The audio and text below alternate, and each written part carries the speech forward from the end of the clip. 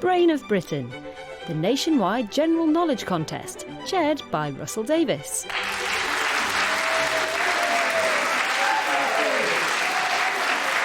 Hello everyone. A warm welcome to the Radio Theatre in London, where our third batch of semi-finalists for 2022 are lined up and ready for the fray. Today's winner will take another of the places in the final in a fortnight's time and stand a real chance of being named the 69th BBC Brain of Britain. Let's meet the quartet vying for that honour today. Hello, I'm Crispin Dawes from North London, and I'm a bingo caller. Hello, I'm Marianne Fairthorne, also from North London, and I'm a quantitative developer. Hello, I'm Howells. I'm from South London, and I work in digital sexual health services. Hello, I'm Thomas Leeming. I don't come from London. I'm from Adlington in Lancashire, and I'm retired.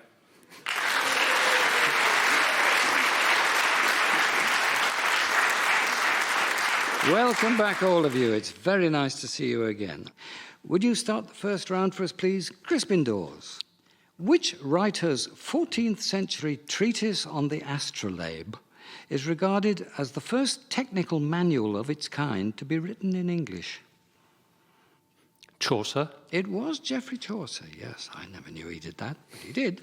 The three fortified cities Conspicua, Senglea, and Vittoriosa lie on the harbour in the historic centre of which Mediterranean country?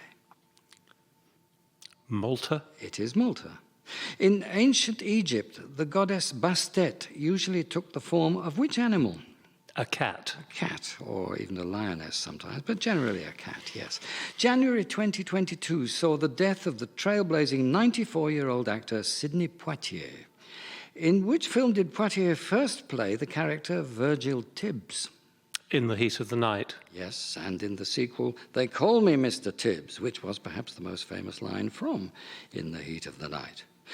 The much-loved children's book Green Eggs and Ham was written as a result of an editor's challenge to the author Dr. Seuss to write a book using fewer different words than he had used in his book The Cat in the Hat, which had employed a vocabulary of just 236 words. How many different words did Seuss use in Green Eggs and Ham? 80. No. Marianne Fairthorne? 13. No. It feels like that, but no. Will Howells? 100. No. Thomas Leeming? 75. No, not far off. 50. There were just 50 words in that book. Marianne Fairthorne, the ancient city and UNESCO World Heritage Site of Tikal in Guatemala, inhabited for some 16 centuries from the 6th century BC to the 10th century AD, is one of the major sites of which civilization? Mayan. Yes. In which book by Richard Adams will you find the characters Bigwig, Kehar, and General Woundwort? Watership Down. Yes, 2022 is the 50th anniversary of the novel's original publication by Rex Collings Limited of London. In a reference to the country's national flower, what name is given to the uprising in Tunisia which led to the beginning of the Arab Spring in 2011? The Jasmine Revolution. That's the one. 2022 marks the 50th anniversary of Francis Ford Coppola's Oscar-winning film The Godfather. The opening 4 words of the film are spoken over a completely black screen by the undertaker Amerigo Bonacera, and they are, I believe in what? Fate. No. Crispin Dawes? America. America is the right answer, yes. Bonacera was played by the actor Salvatore Corsito. Will Howells now, what do the initials DC stand for in the name of DC Comics? Detective Comics. Yes, so the company really is called Detective Comics, in effect. At the 94th Academy Awards ceremony in Hollywood in 2022, Jane Campion won the Best Director Oscar for which film? The Power of the Dog. Yes, the Western with the perhaps unlikely figure of Benedict Cumberbatch in the lead role. In 2017, the US Navy began using what video game consoles to operate the periscopes on its submarines? Nintendo Switch. No. Thomas Leeming? Tetris. No. Marianne Fairthorne? Xbox. Xbox consoles is the right answer. The previous Periscope joystick cost $38,000. An Xbox controller cost $30. A no-brainer, as they say. Thomas Leeming. Which two characters originating in the Radio 4 series I'm Sorry I Haven't a Clue and played by Barry Cryer and Graham Garden went on to have their own spin-off series, You'll Have Had Your Tea? That was a wonderful Hamish and Dougal. It was the wonderful Hamish and Dougal. Now I can say you'll have had your tea in the approved style. You're right. Since 1947, an express passenger train running between London and Sheffield has carried a name that celebrates one of Sheffield's famous trades. What is that name? Steelmaker. No. A fair answer, but no. Crispin Dawes? The knife maker. No. Yes, Will Howells. Cutler. I'll give you one chance to elaborate on that. Oh, the flying cutler. No, I'm sorry, I can't. It's the master cutler. Yeah. And that's the end of the first round of this contest. Everyone scored. Thomas Leeming 1, Will Howells 2, Marianne Fairthorne 4, and Crispin Dawes 5.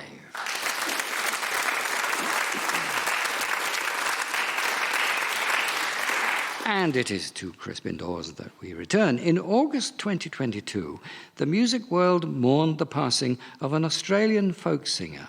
Later in her career, she was a successful solo artist, but she's best remembered as the clear-voiced lead singer of a 1960s group.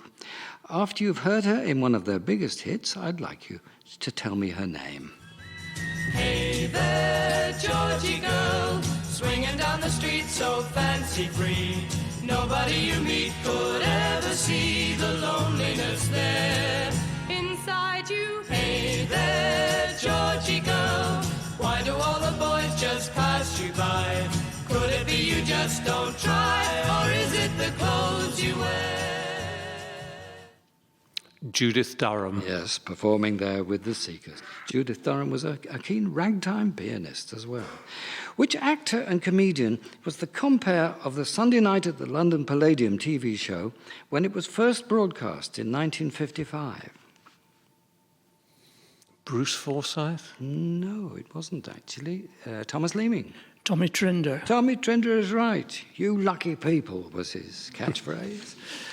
Marianne Fairthorne now, what connects the names Layla Ali, Jackie Frazier-Lyde and Frida Foreman? They are boxers whose fathers were boxers as well. Exactly right, yes. They are the daughters of famous boxers who became boxers in their own right. Well done. The daughters, respectively, of Muhammad Ali, Joe Frazier and George Foreman.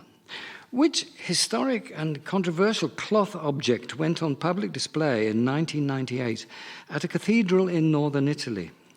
Turin Shroud. Yes, believed by some Christians to be the burial shroud of Christ.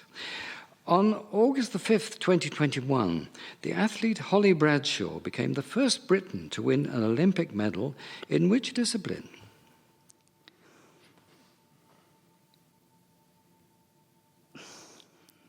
Pole vault. Is the right answer. Well done. Was that a guess? I'm sure it was. His Excellency Sam Nujoma, the first president of independent Namibia, was famous in the 1960s as president of which rebel movement campaigning for independence?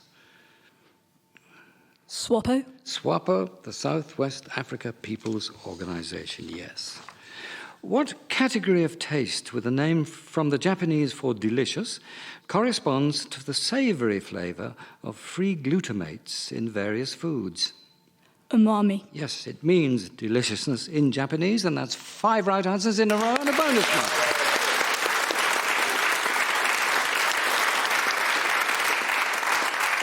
Well done to you, indeed.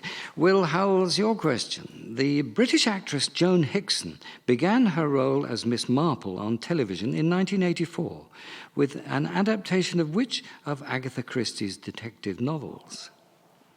The Murder at the Vicarage? No. Marianne Fairthorne? Murder is announced. No. Worth a try. Thomas Leeming? 450 from Paddington. No. Any more? Crispin Dawes? Murder at the Gallops. No, it was The Body in the Library. Joan Hickson played the role in 12 adaptations of the Miss Marple novels. And we go on to Thomas Leeming's question. Mama Precious Ramotswe is the protagonist of which series of novels set in Botswana? The #1 Ladies Detective Agency. The one by Alexander McCall Smith. Between September 1944 and March 1945, the guided ballistic missiles known as V2s were launched at Britain by Germany. The V stood for Vergeltungswaffe, which means what? I haven't a clue. Crispin Dawes? The transition weapon. No. Will Howells? Flying warfare. Nope. Marianne, have a go? No. It means revenge, vengeance weapon. And that is the end of the second round.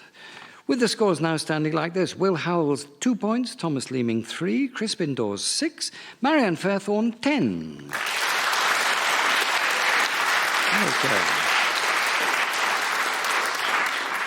And with that, we've reached the point in the programme where we routinely allow our competitors to rest their trigger fingers for a few minutes. This is what we call Beat the Brains, and it involves a Brain of Britain listener supplying a pair of devious questions for our brains to collaborate on. If they can't deal with them adequately, our setter will win a book voucher prize. Today, we've chosen questions sent to us some time ago by Steve Mannering in Bath, who emailed them to brainofbritain@bbc.co.uk. And I should mention that we'd love to see your suggestions in that inbox for next year's series, if and when you feel inclined to send us some. Here's the first of Steve's questions then, and do put your heads together and make sure you're all agreed on your answer before you give it. A sermon based on the book of Genesis, chapter 27, verse 11, was included on a long-playing record released in 1961. Delivered by whom? Billy Graham? Billy Graham. An American preacher is quite... I mean, it's probably going to be something more unusual than this. JFK. I mean, there's a point to this that I think I'm not getting. So we should say your answer. You think? Yeah, I don't have anything Go on. to add. Go on. Billy Graham.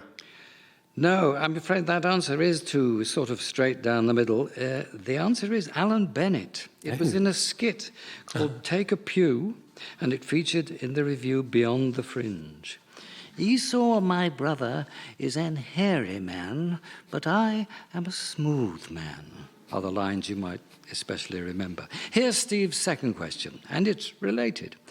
In 1971, Peter Cook and Dudley Moore took a review to Australia, which formed the basis of a TV film and was also released on an LP record. It had a title that played on their earlier success with Beyond the Fringe. What was it called? So, is it... An Australia pun. Yeah. Under the fringe. Down under the fringe, do you think? Something like Below that. the fringe. Someone wittier than me make something up. Yeah, we'll go down under the fringe. I thought you were going to get it there, but you didn't, I'm afraid. It was Behind the Fridge. Behind the Fridge. Allegedly, they got the idea from that title from an Italian waiter they knew who kept mispronouncing the phrase Beyond the Fringe during its original run in London. So, well done, and thank you again, Steve. Our brains couldn't manage both parts of your very entertaining challenge today, and your prize will be with you before you can say knife. And in common with all of our question setters in Beat the Brains, you can, of course, enjoy this smooth yet distinctly hairy radio theatre round of applause.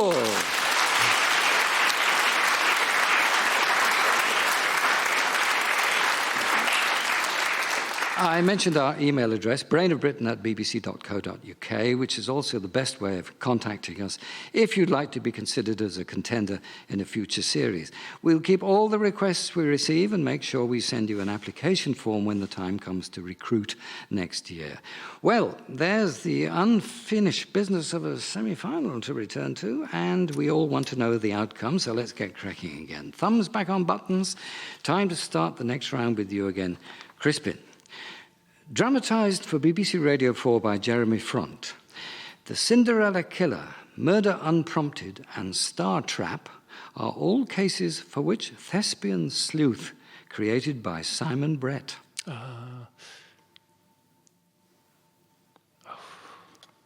Charles Paris. Charles Paris, you got there, yes. The Charles Paris mystery series has Bill Nye in the lead role.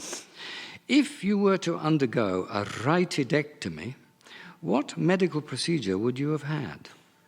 That's R-H-Y-T-I, dectomy. Removal of your nose? No. Any more guesses? No. No, it's a facelift. It's wrinkle removal. It's from the Greek meaning wrinkle excision, pretty well literally. Marianne Fairthorne, here's some classic American radio for you. You're about to hear an actor and director paraphrasing the opening lines of a classic novel. I'd like you to identify him and the drama he's introducing. We know now that in the early years of the 20th century, this world was being watched closely by intelligences greater than man's, and yet as mortal as his own. We know now that as human beings busied themselves about their various concerns, they were scrutinized and studied, perhaps almost as narrowly as a man with a microscope might scrutinize the transient creatures that swarm and multiply in a drop of water. Orson Welles and War of the Worlds? Yes, exactly right. The adaptation of H.G. Wells' classic sci-fi story incited panic by convincing some listeners that a Martian invasion really was taking place. Although how big the panic really was and how much of it was Wellesian hype is still the subject of some dispute. What 11-letter word describes a form of government in which rulers use the power of their positions to steal from the people? Kleptocracy. Yes. What may be the best known of all the songs in the musical Les Miserables, I Dreamed a Dream, is sung in the show by which character?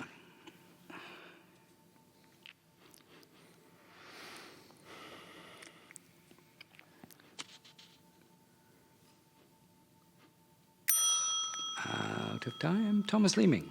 Cosette. No. Will Howells. Fantine. Fantine is the right answer.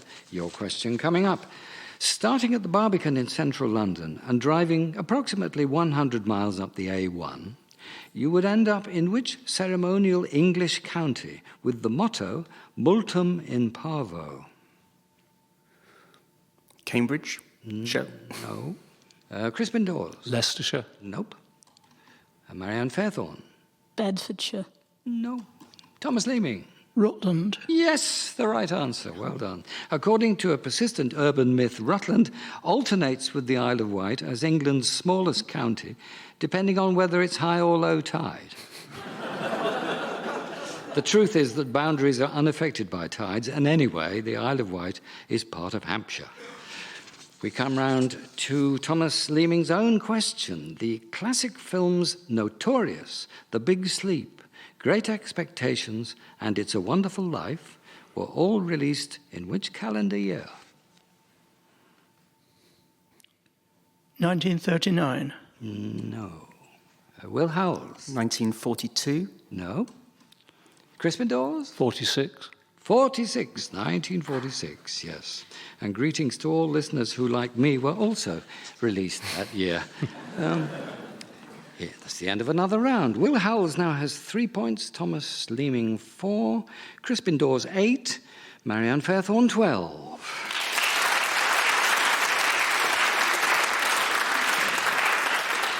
Right, Crispin Dawes, back to you. Although, as usual, there are variations, which American writer is quoted as saying something along the lines of, I hate to advocate drugs, alcohol, violence, or insanity to anyone, but they've always worked for me. Hunter Thompson. Hunter S. Thompson, yes, the founder of Gonzo journalism. He remains best known for his 1971 biographical work, Fear and Loathing in Las Vegas. The organisation known as Royal Museums Greenwich comprises 4 popular tourist attractions in the Royal Borough of Greenwich: the Cutty Sark, the Royal Observatory, the Queen's House, and which museum? The Naval Museum. Royal Naval Museum. Not close enough, I'm afraid, no. Will Howells? National Maritime Museum. That's the exact form of words, yes. Opened to the public by King George VI in 1937. Marianne Fairthorne now. In ancient Greek mythology, which daughter of Zeus and Demeter became the queen of the underworld after her abduction by Hades? Persephone. Is the right answer. Opened in 1902, what is the world's oldest continuously working film production facility? Pinewood. No. Will Howells? Shepperton. No. Thomas Leeming? Elstree. No. Crispin Dawes? Cinecittà. No, it's Ealing Studios. The catch is that it was previously known as Will Barker Studios until 1931. Will Howells, music for you now, and here's some British jazz funk from a group whose 2022 world tour marks the 40th anniversary of their biggest hit album and single, Nightbirds. Who are they? Flying through the night, floating on the way to the city lights, nightbirds with the love they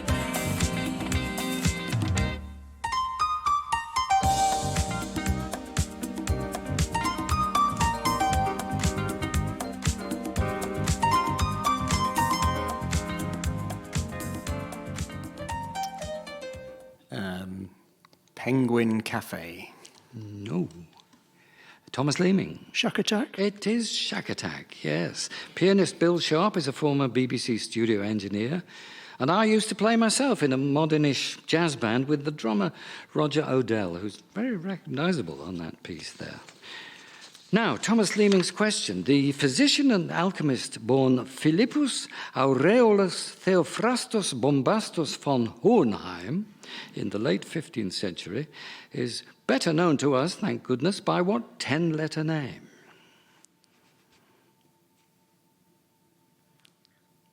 No. No. Crispin Dawes. Paracelsus. Paracelsus is the right answer. Well done.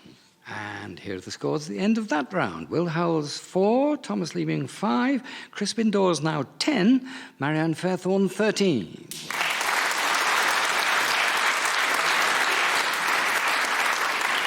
And this, folks, for sure, is the final round of the contest. So we return to you, Crispin. In Norse mythology, what did Odin give to Mimir in exchange for wisdom? An eye. An eye is right. Which British writer and clergyman's 17th century works include Biathanatos, Pseudo-Martyr, and Devotions upon Emergent Occasions? John Donne. John Donne, yes. The convicted fraudster Shimon Hayut, also known as Simon Leviev, was referred to as what in the title of a 2022 Netflix documentary series? The Great Con Man. No. Marianne Fairthorne? The Tinder swindler. The Tinder swindler, yes. He posed as a billionaire on the dating app Tinder in order to con women out of hundreds of thousands of dollars. Marianne, it's your turn. In a special episode in 2003, which long-established EastEnders character was played by Tallulah Pitt Brown in flashbacks outlining her life history? Doc Cotton. Yes, it was Doc Cotton. The special episode was titled Dot's Story. In 2017, which British player became the first woman to reach the Wimbledon tennis singles semi-finals in 39 years? Gianna Conta. That's right.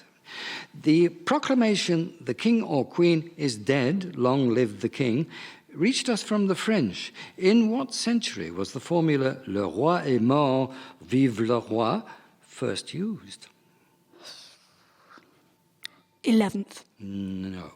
Crispin Dawes? Yeah, 12th. No. Will Howells? 14th? No. Thomas? 16th. No, all round it. The 15th, with the accession of Charles VII after the death of his father in 1422. Will Howells' question: when adjustments for inflation are taken into account, what 1939 movie is still the highest-grossing film of all time? Gone with the Wind. Yes, its estimated lifetime gross from over 202 million ticket sales after adjustment would be just over $1,850 million today. Divided into 5 categories, the Saphir-Simpson scale measures what? Spiciness. No. Marianne? Earthquakes? No. Crispin Dawes? Vocal tones. No. That's it, I think, yes. Yeah. It's hurricanes. It classifies them into one of the 5 groups depending on maximum wind speed and estimated scale of damage. Thomas Leeming, music for you now, and a question will follow.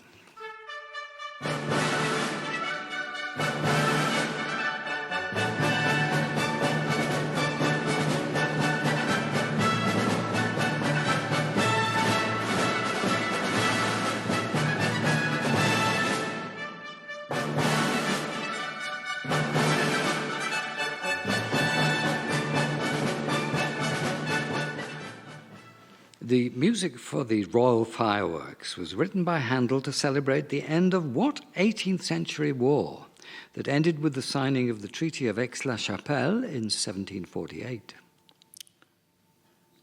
The 7 Years' War. No. Will Howells? War of the Austrian Succession. That's precisely right. The War of Austrian Succession was fought over a pretext about the succession of the Empress Maria Theresa. Meaning that at the end of this 3rd semi-final of Brain of Britain 2022, the result is as follows. Thomas Leeming, 5, Will Howells, 6, Crispin Dawes, 12, Marianne Fairthorne, 16.